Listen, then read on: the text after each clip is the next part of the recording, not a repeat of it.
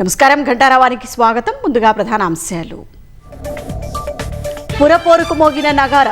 ఫిబ్రవరి 11న polling, 13న ఫలితాలు.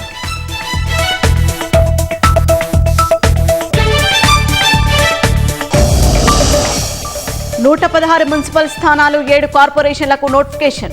రేపటి నుంచి ఈ నెల 30 వరకు నామినేషన్ల స్వీకరణ.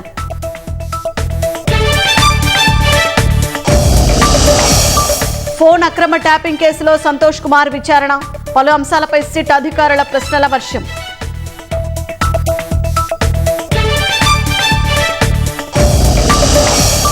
భక్తులతో కిటకిటలాడుతున్న మేడారం. చీరా సారెతో వనదేవతలకు మొక్కులు అప్పగింత.